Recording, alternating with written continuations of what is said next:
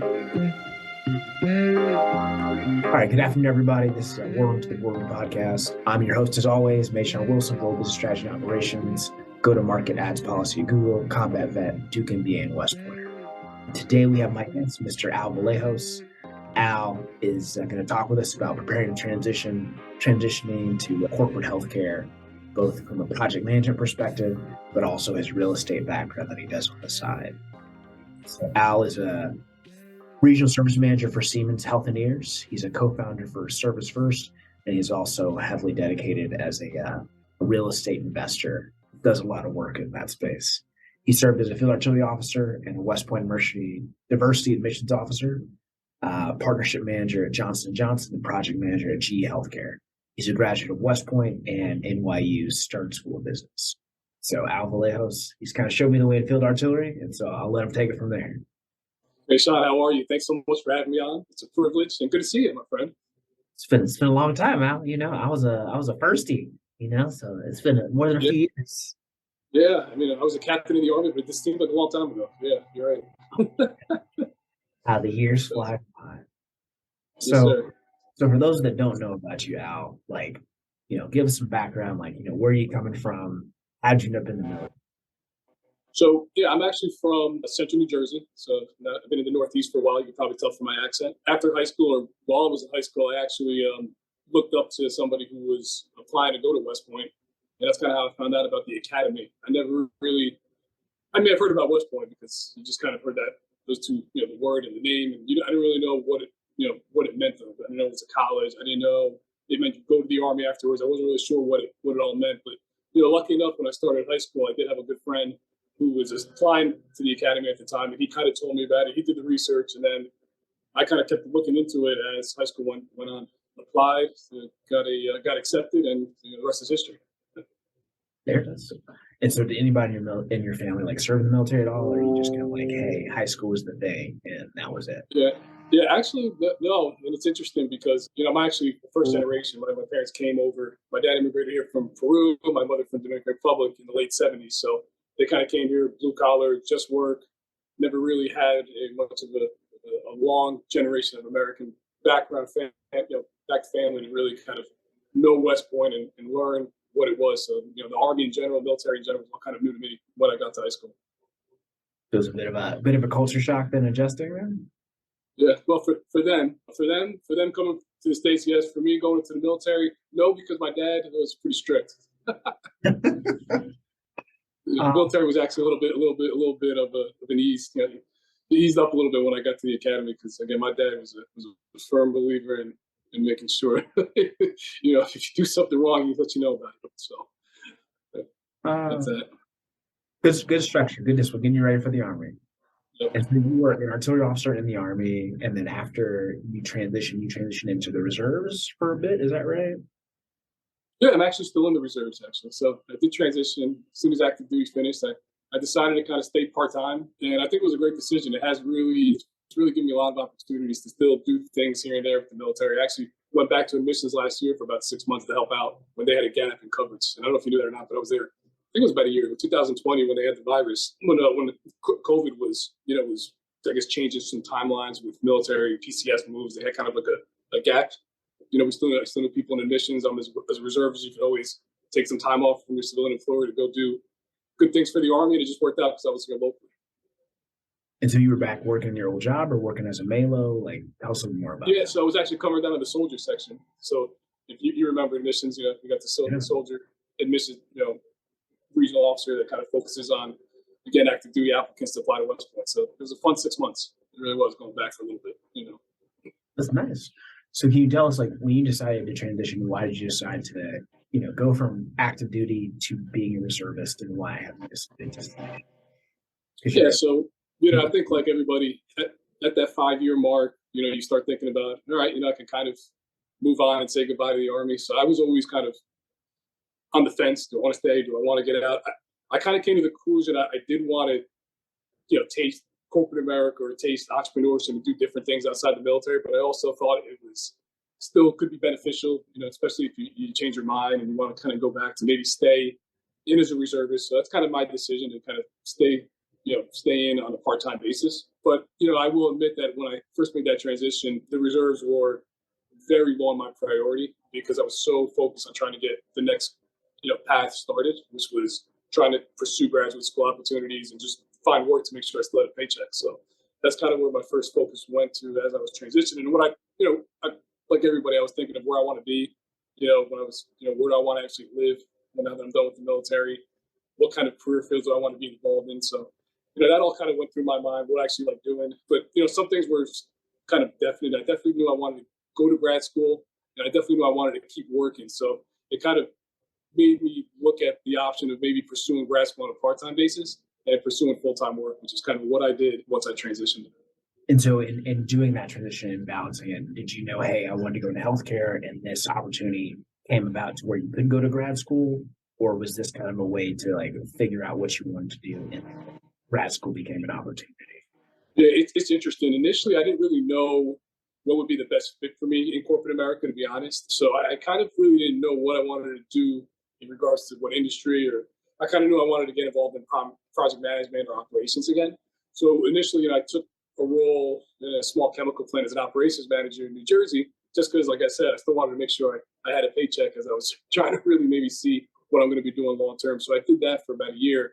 And throughout that year, I actually learned Hurricane Sandy, I'm not sure if you remember, it hit New Jersey pretty hard around that time. And the chemical plant I was managing at the time, they actually pretty much had to get rehabilitated. And me as the operations manager there took a lot of, I guess, managing of contractors in regards to, people needed to come in and fix the chemical plant. So I actually got a lot of experience on kind of that world in regards to managing contractors, HVAC, plumbing, electricity. So I started, kind of having that in my mind as something that was pretty cool, even though that wasn't my primary job there. It ended up being the only job I did there for a year.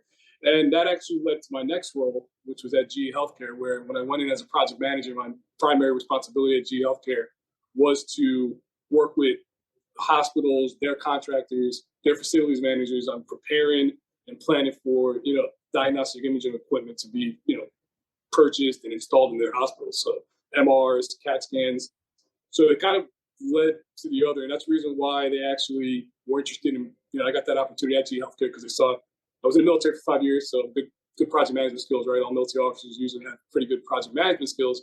But now that I was at a chemical plant, again, I didn't even know if I was going to be there long term. But because I got a year of just working with contractors and rehabilitating a chemical plant, they thought I had enough to be dangerous. So it gave me the opportunity to kind of come into GE Healthcare and manage the installations and the implementation of the diagnostic imaging equipment, which is very expensive equipment. There's a lot of money that goes around that world in regards to preparing space, the hospitals, and everything else. So that's kind of like my initial kind of transition into healthcare, actually. And so from there, did you know, like, hey, I really like healthcare and I want to stay in it, or just it was continually interesting and you're like, hey, I like this as long as it's still kind of cool?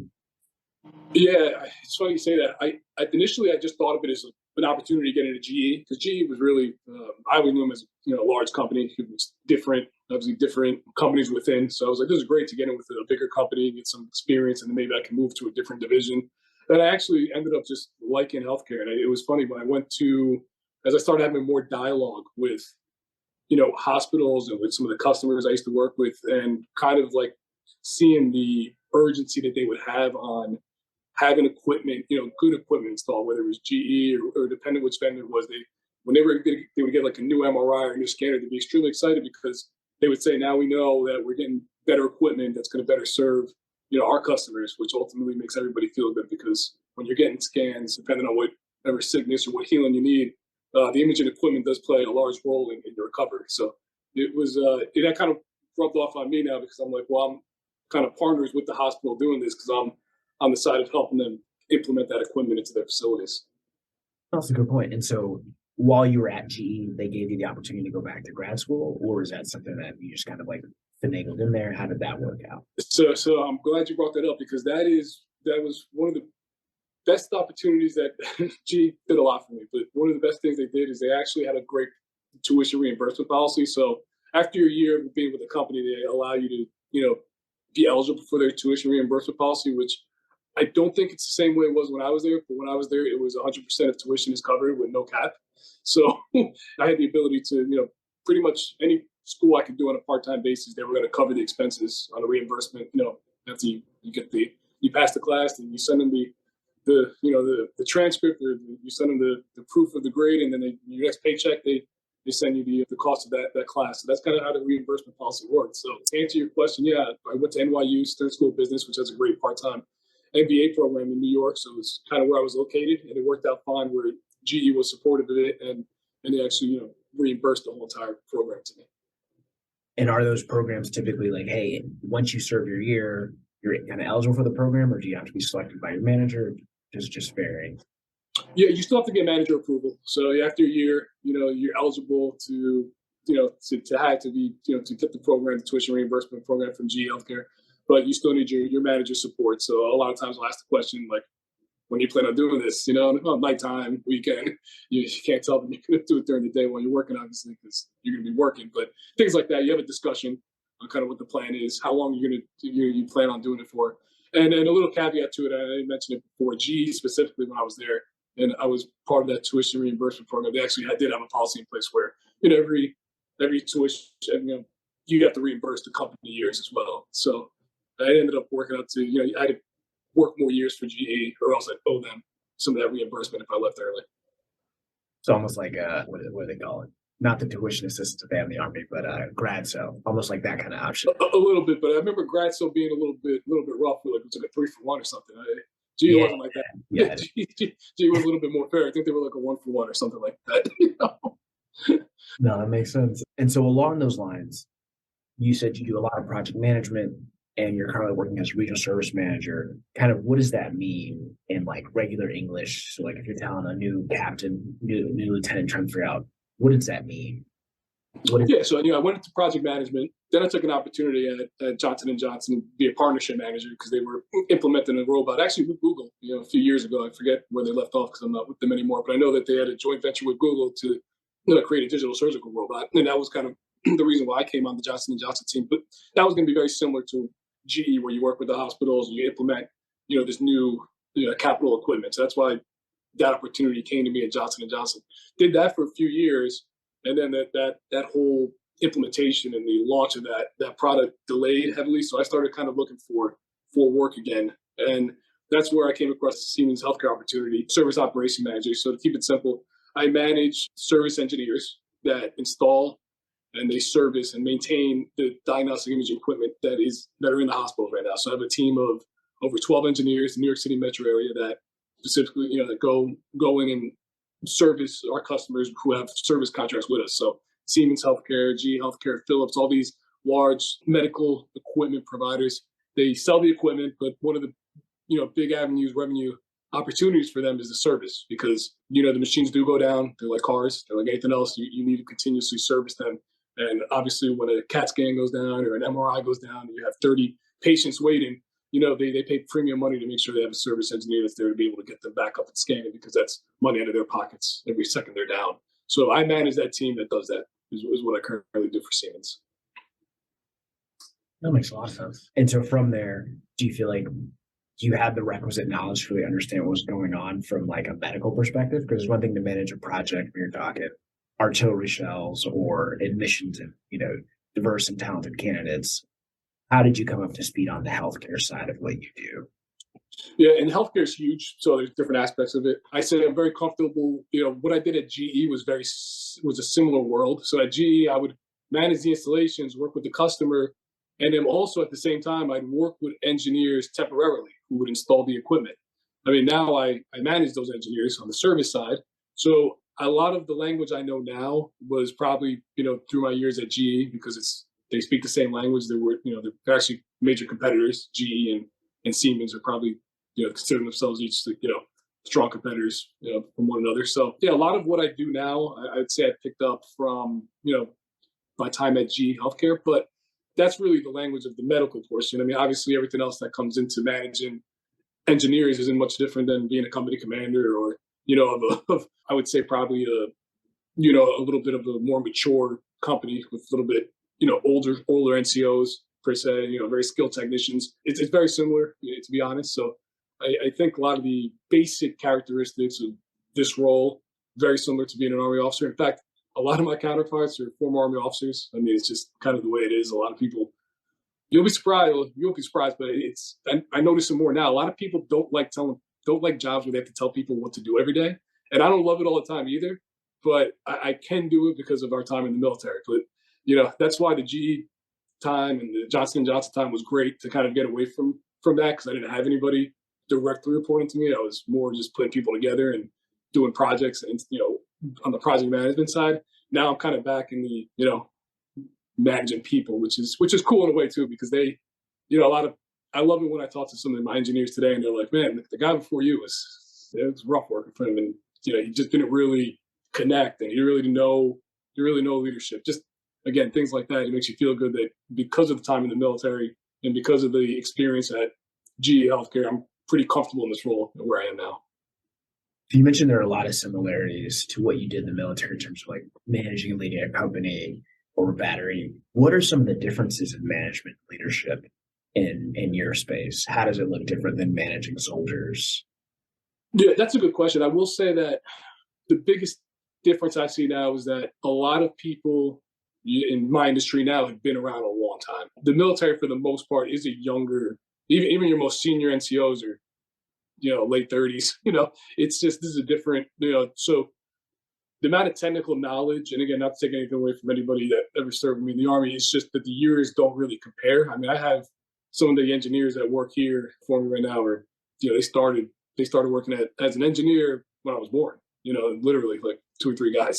So they've been around a long time, and it's a little different. That's the biggest difference I see from, the Army, where the Army is really a younger, for the most part, it's a younger atmosphere, which, when I was a platoon leader, I mean, some of my soldiers were a little older, some of my soldiers were around my age, but for the most part, everyone was like kind of like below 40. So that's what I've kind of noticed is the biggest difference. And that in the Army, it does seem that, everyone's kind of always has to look, because it's such a younger environment, everyone's always looking for what's next, regardless, even if you're an NCO or an older NCO. But over here, most people are career people. Like, you don't have a lot of movement in the people I manage now. Like I was saying, a lot of them have been here since I was born, or some of them have been here since I was born. But for the most part, everyone's like 20 plus years and they want to stay. This is a very niche type experience to do in regards to service and medical equipment. So they're probably not going to be changing industries or doing something different. This is their life. So it's very important to them. And again, the Army is very important to all of us while we were there. But there is always that thought of what's next. And you don't really get a lot of that thought from the engineers here at Siemens. So a bit of a pivot in terms of the seniority, the longevity of people and their experience, and then also just the different aspects of how you lead and motivate people. That's what I'm kind of pulling out. No, very helpful. I think along those lines, you mentioned a lot of great points. When you did your initial transition, kind of taking a step back, did you use any programs or headhunters? Like, how did you kind of go about it, or how did you even start thinking about it? I actually did. And again, the reason why I did, again, I don't know if that's always the best way to go. I think now it seems like, I don't know, I feel old, but it seems like there's a lot of different ways to network now than there was when I was transitioning, even though not that long ago. I did use a headhunter, and I believe it was Orion, I forget, but I did use a headhunter to initially get me my first job. So if there was an opportunity that came across through the headhunter, I knew I wanted to be here in the Northeast. So that was my primary motivation when I was transitioning, was to try to find work here, because I didn't want to go back, west. I didn't want to move at this point. I was kind of wanted to settle here in the Northeast where I still have family and friends. So that was kind of like my primary motivation. But I knew that initial job wasn't, again, maybe it was a bad way to think about it, but I just knew it wasn't going to be a long-term thing. I knew that I kind of wanted to just keep getting a paycheck and kind of keep doing things that, are similar to what I did in the Army in regards to just managing people. So that's kind of how I looked at taking that first opportunity. It was through a headhunter, but it was, again, looking back, I'm not sure if it's the best way to go about it, but it was the way I went about it that kind of gave me a little bit of time, bought me a little time to kind of get into what I consider what I really do like doing, maybe for a longer term. Interesting point. Kind of along those lines, Al, I'm also curious, right? You have your job in kind of healthcare, you do corporate, you also have these side ventures at Service First, the jewelry company that, you founded or co-founded, and you're also a real estate investor. Can you talk about like how you manage some of those side ventures because some of them seem like they're quite busy, right? Like you told me you're building have several units of housing and have several properties all over the Northeast. So just curious, Yeah. we can talk about some of those things.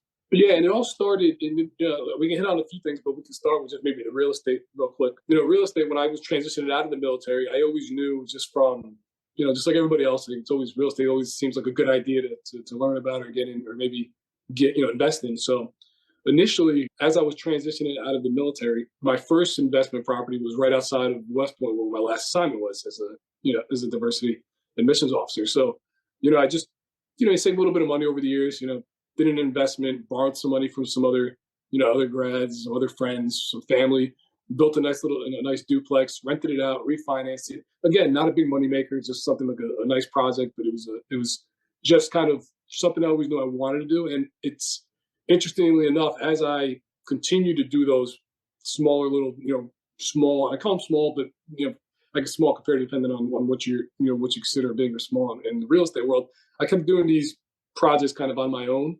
And it did have a lot of similarities in what I was doing at GE Healthcare. So at GE Healthcare, again, I used to work with a lot of contractors on getting the equipment ready, or on getting the sites ready for the equipment. So that the language was very similar to what I was doing kind of every night or every weekend when I was meeting with contractors on some of my real estate projects. So that made it a little easier because I wasn't intimidated by the whole process of finding a plumber to give me a quote on, what's going to cost for the duplex. Things like that were kind of common because I was in that world already when I was at GE Healthcare. So to answer your question on how it's done, yeah, it's just, luckily for me, I'm one of those people that I like to stay busy. So my downtime is usually that side hustle time. No, that makes sense. I mean, since I've known you now, I feel like you're always hustling, doing something. Yeah. If you give us a little bit of backstory about the Service First jewelry company. Yeah, that's great. So we're actually, it's good. I'm glad that we get a chance to talk about Service First. So, the reason why Service First, my involvement in Service First really started. My mom actually worked in the jewelry district for years. That was her job when that was her first job when she came over from the Dominican Republic in the late '70s. So she has a lot of experience in jewelry. So she actually, throughout when I was a cadet and even as a military officer, she always used to help a lot of my friends or any referrals get engagement rings. So we initially, and when I say we, obviously, Mike Burns, me and him talked, we stayed in touch over the years, even after diversity admissions, and we thought there was a good, there was an opportunity here. We have, your mom's got a lot of experience in this. We both like to hustle. We both have a good network with the military. We can maybe, find a way to make this company and, make it profitable. So we started the process. It's been through a lot of iterations. It's changed a lot. So initially, what we thought it was going to be isn't what it is today in regards to it being, an engagement, a company that does engagement rings. We went through a lot of learning and we're at a point right now where we know kind of what we want to do and the price points we want to do, but it took us years. And, like we were talking about before, it's just one of those things that me and Mike kind of, we got backed by a venture capital company that's extremely supportive, and we've had other investors. So we've had a lot of people kind of give us ideas, and literally it's been a lot longer than we expected to kind of hit the market. But the process, I think, was very interesting because, like I said, we started my involvement started by my mother just having experience in engagement rings, and we're in a complete different place right now for Service First. We're looking at a different product line. We're looking at partnering with schools for their athletic symbols and selling those to their alumni. So the model completely changed, but it kind of had to kind of go this way for us to know that this is probably going to be the next step with the company. So if I pull out the right nuggets out of there, so a combination between kind of knowing what your skills and expertise are in, whether that's your mom, jewelry experience, you and your mentor or your buddy Mike, you guys know that you guys like to hustle, leveraging your network, and then from there just kind of, continue to persist and being able to shape and adjust your idea as circumstances evolve. And just to kind of add to that, just bring people together, like, bringing the right people together. So my mom had a lot of experience in this. So again, she would never start a business on her own in regards, but, we had a good network with the military, and we both were former military officers, and we both like business. We like the idea of entrepreneurship. So, put us all together. We'll try to maybe make something out of it. That's kind of like, I guess, the takeaway is just, if you have a good idea and you have a little bit of a passion towards it, get the right people involved, try to make it happen. It's not all what you can bring to the table. Sometimes it's what you can get everyone else to bring to the table. And so from that perspective, since you know, like, hey, you like to hustle, like you have the entrepreneurial spirit, why did you decide to kind of take the corporate route in addition to your side hustles as opposed to just like diving head on into the entrepreneurship? Can you talk Yeah, about that? yeah, and I still to this I still to this day don't know if I'll be in corporate America forever. I mean, I do like what I do now. I think it will get to a point where financially I wouldn't have to work for corporate America, and I think I'm maybe almost at that point now. I don't really don't know because I like to always work. So if I had the time to work, I'll probably keep working. But you make a great point, and that is actually probably some important piece of advice I'll say. Don't be scared to just jump out of corporate America. I kept on it because it didn't stop me from doing what I had to do. At least I thought it did. I didn't think it was at the time, but maybe it has slowed me down. Maybe I could have had like 5 more properties by now if I would have just took a little bit of a risk and not worried about a stability, stable income for a year or two, and maybe I could have really propelled. So I will say that looking back, I definitely would probably look a little harder at like you said, maybe just dabbling into it because you know it's really not that long. It doesn't take that long really to get to get yourself in the right position if you really have a good plan in place. So I will say I think that's kind of where I was at. It didn't stop me from doing my side hustles, but I still do wonder if it slowed me down. And again, I think I'm almost at the point where I could focus primarily on my entrepreneurship and things of that nature. But I guess we'll see. I kind of play day by day and see you know, when you really want to walk away or, stay with it for a little bit, maybe stay on a contract basis. Who knows? There's different ways to kind of just get what you want out of whatever you're looking to do. Several opportunities, they all kind of mess with what you're trying to do. And if you had felt like, hey, these are a hindrance, you might have gone a different direction. Yeah. Those are big points. And kind of circling back to lessons learned, you mentioned where you're trying to go. Were there any like either books or podcasts or like particular like personalities that you listen to where you're like, hey, oh, like this person sets a good like example or heads in the right direction. I listen to a lot of stuff. I watch a lot of YouTube. I listen to a lot of different things. I can't recommend anything specific. In general, what I'll say though is, and actually it's interesting. I did read this book the other day, and this is actually a pretty good one. I don't know if you can see it. Okay. Straight shooter. Yeah, I stopped by Stephen. I stopped by Stephen at a book signing a few months ago. And again, I'm not a huge Stephen A. fan. I'm okay with Stephen A. He's fine. I like sports. I think the book was interesting about you want to become successful. I think the biggest thing I took away is just be honest with yourself.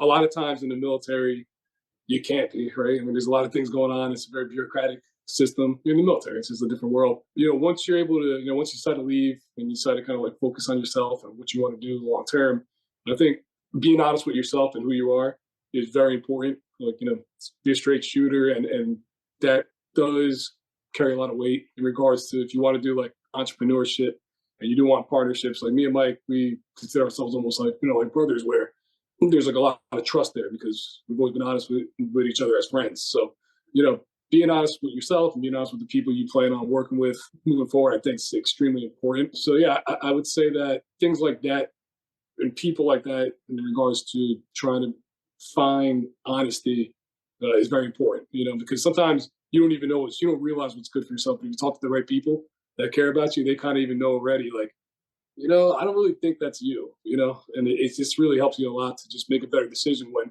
feeling comfortable going, a certain route. Great points in terms of having good mentors and a good relationship. And so in terms of asking those questions of like, nah, that's not you, or like, this is the right fit. What were some of those questions you were asking yourself, like going through this process? Yeah, Right. I mean, the first thing I always asked myself when I was like thinking through this, again, I didn't ask it like in the room, asking myself, it was in my head is, I really knew I wanted to, like all of us, I wanted to make sure I was financially prosper. I maximize what I could do financially without like selling my soul. And when I say sell my soul, when I say sell my soul, like, I never had any interest in being a banker and working 24/7, even though I know they made bank.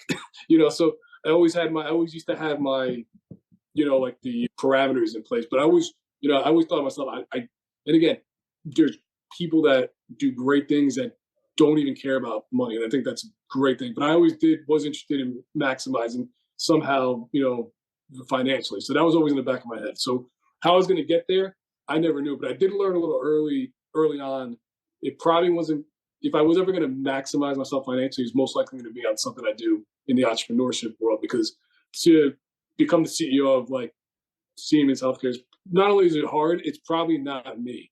This is probably not who I'll ever be. I mean, I can always have these experiences and work for different companies and be a contributor, but to maximize, get to the highest levels in corporate America is a lot different than getting to the highest levels of entrepreneurship, because you control a lot of what you're doing. You're not necessarily relying on somebody else to promote you. So as we discussed, I think long-term play is going to be on the, entrepreneurship and that type world. I guess it can go either way on what you decide to do. But what I was thinking about a lot was, how can I maximize financially? And that kind of led me to a lot of what I do today. Those are great questions. Kind of like, how do you maximize like knowing what your goal is, but also knowing how much so you're willing to sacrifice in the process?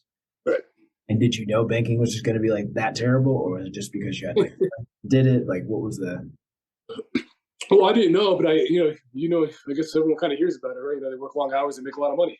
That's just kind of the word going around. And, it's just, I could have been completely off on that, but that's what I heard, and that wasn't me. That wasn't me. I feel there's an easier way to make it some way. Maybe there's an easier way to do it. So I always try to find that easier way to maybe get there, financially. But yeah, it's not easy, and I think those are the biggest questions. Like, what do I want to do? Like, some people want to be, there's grads that get out that they still want to actually make a living, but they don't really care about making like corporate money. They're good to just work for a nonprofit, or they're working back in local government. I mean, there's it's really, and I think that's the question you ask yourself. That's one of the important questions to ask yourself.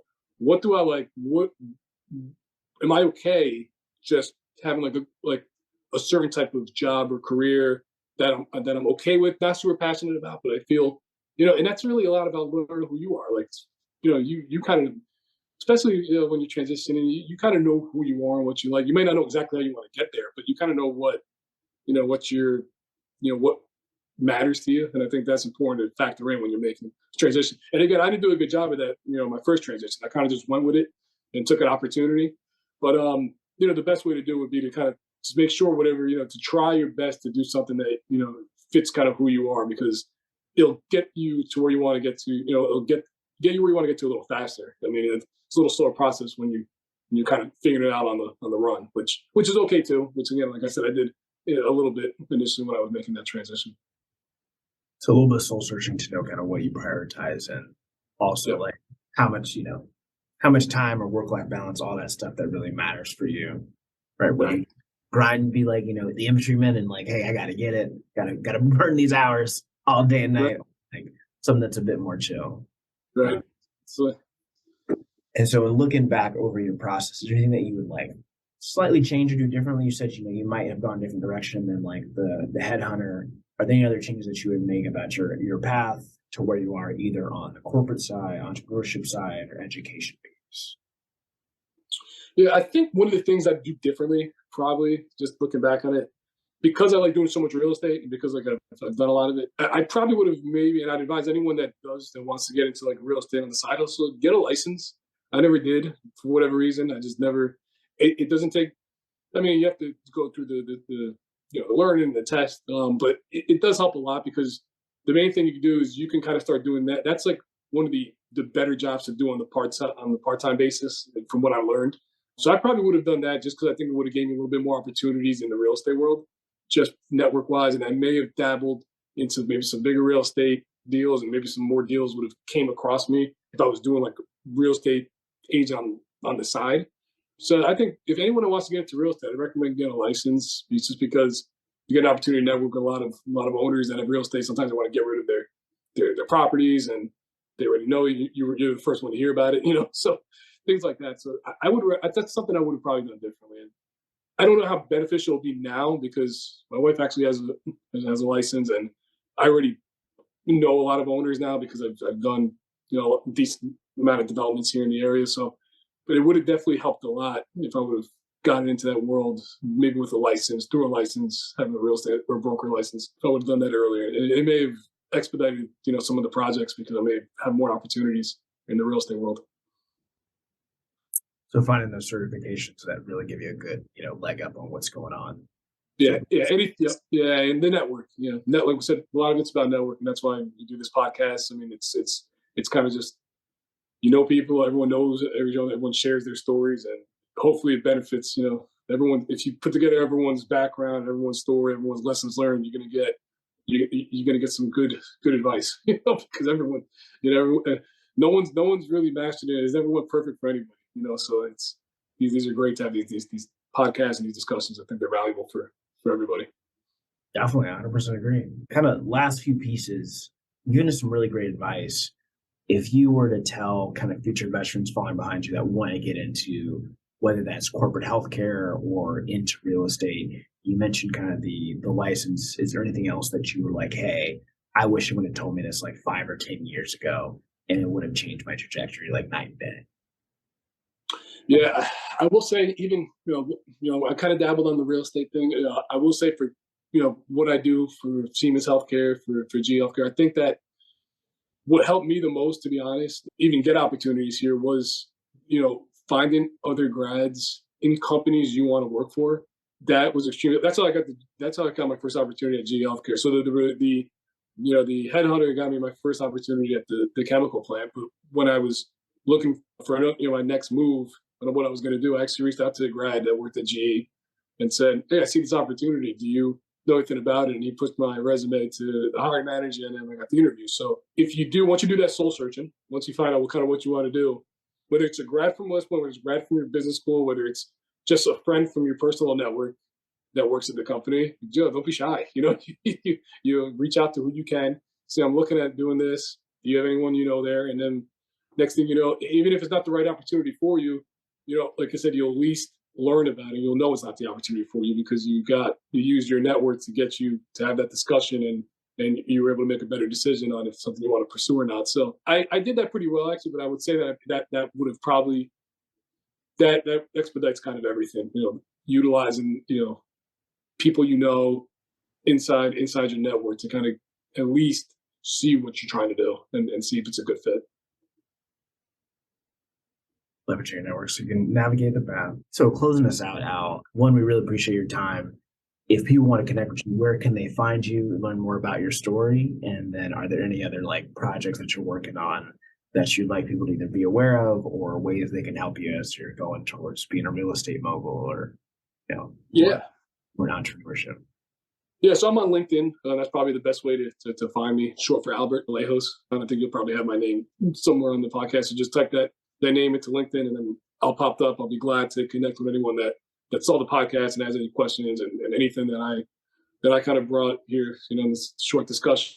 Glad to help. That's what this was all about. Just giving back. So yeah, that's the best way to find me. And the other project I'm looking at, in addition to just maybe continuing to do a little bit of real estate here and there, like I was looking at a larger project not far from here, but something else I've kind of established just by default. So a lot of the properties I've done, and a lot of the real estate stuff I've done, I still manage and own. So I actually, now that my wife has a license, which is a requirement in New York, if you want to have a property management company, I actually did kind of formalize my property management company just because I'm doing it anyway. And now by formalizing the company, I can actually represent other owners legally now. So if there's another grad or there's somebody else in my network here in the area, because I already own my own properties and I have the maintenance workers and I have the ability, the platforms to collect the rent, I kind of formalized that. So that's kind of something new that I'm not going to say I'm jumping into because I've been doing it, but I actually formalized. So anything in regards to the property management world here in the Hudson, New York Valley area, I'm someone that can help with that or give people more information on how that world looks. Nice. Well, we appreciate it, Al. Always some great nuggets. Always great catching up. Whether it's here in New York or in Puerto Rico, always good times.